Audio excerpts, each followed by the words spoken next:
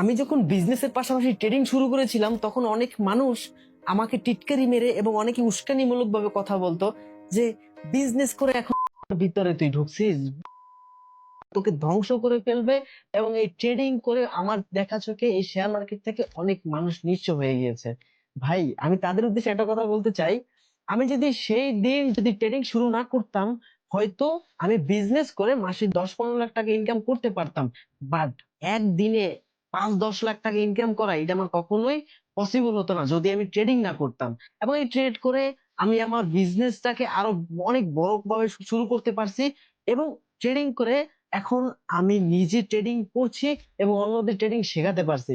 So আমি একটা নতুন কিছু শিখলাম, আমার মাধ্যমে এখন অন্যরাও কিছু শিখতে পারছে এবং অন্যরাও তাদের নিজের ক্যারিয়ারকে গ্রো করতে পারছে বা বিল্ড আপ করতে পারছে। সো আপনি যখন কোনো কিছু নতুন শিখবেন বা শেখা শুরু করবেন, তখন আপনি নিজেও শিখবেন এবং অন্যদেরও পাশাপাশি শেখানোর চেষ্টা করবেন।